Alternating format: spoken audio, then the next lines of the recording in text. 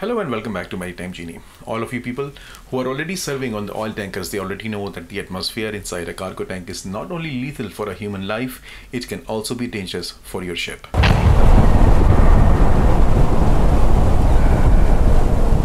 More specifically, the atmosphere inside a cargo tank can contain hydrogen sulfide, which is obviously a dangerous gas for any human being.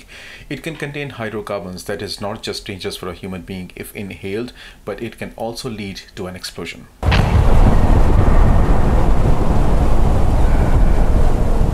To get rid of all of these gases that are inside the cargo tanks, the normal procedure that is adopted on an oil tanker is called as purging. Purging simply means that you are introducing the inert gas into a cargo tank for the purpose of expelling the atmosphere inside a cargo tank out.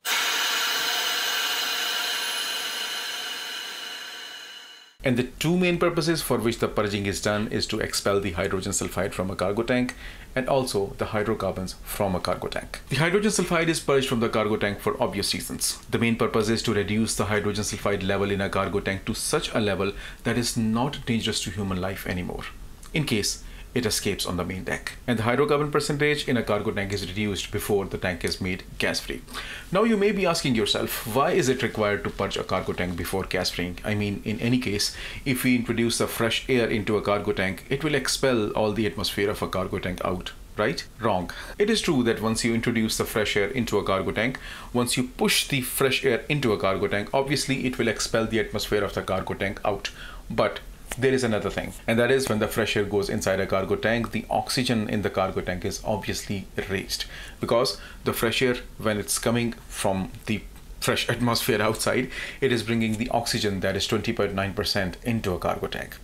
Now inside a cargo tank there is already hydrocarbons, so the fuel is there, the oxygen is there. Now the only thing that is remaining to complete the fire triangle and cause an explosion or fire is the fire, spark, or any source of heat or ignition. So just as a precaution and before the introduction of the fresh air in a cargo tank, the atmosphere of the cargo tank is basically purged out of the hydrocarbons.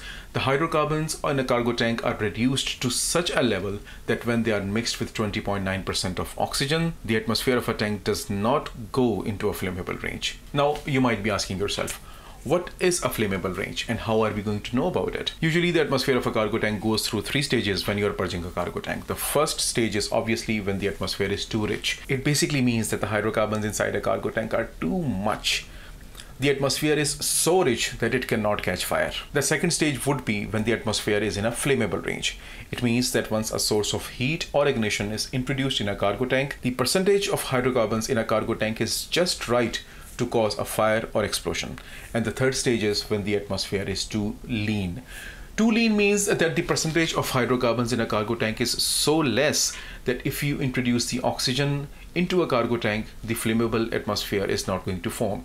And once the flammable atmosphere is not going to form, it's not going to catch fire or cause an explosion in case a source of heat or ignition is introduced.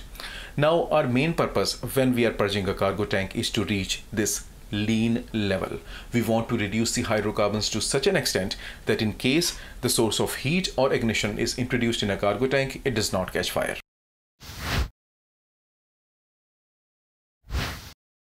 There are usually 3 methods that are adopted to purge the hydrocarbon from a cargo tank.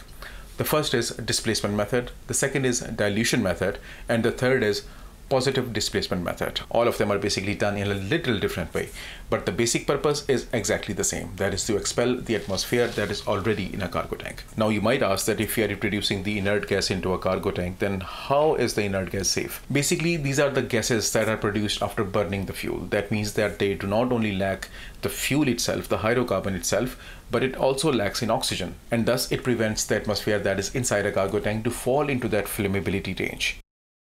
If you see this flammability diagram, then basically the basic purpose of all of this operation is to bring the hydrocarbon to below 2% of HC.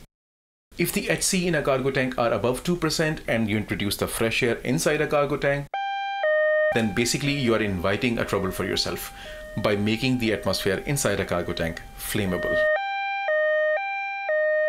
So you have to use a good HC detector, not to just measure the atmosphere inside a cargo tank, but also to measure that the inert gas that is going inside a cargo tank has an oxygen that is less than 5%. Once the atmosphere in a cargo tank is achieved, that is, it is below 2% by volume of HC, once it is confirmed by your gas detectors that it is actually so, it is safe to introduce fresh air inside a cargo tank, and then you can actually start gas freeing a cargo tank. So all in all, the basic purpose of purging the hydrocarbons from a cargo tank is basically to avoid flammable range. That's the main purpose. Once the desired hydrocarbon level is reached, that is less than 2% by volume, it is safe to introduce fresh air inside a cargo tank. And this way, we can carry out the gas freeing operation of a cargo tank safely. That's all for today. I hope you have learned something out of it. If you did, consider sharing, consider subscribing, and consider liking this video. Stay happy, stay safe, stay well, and happy learning.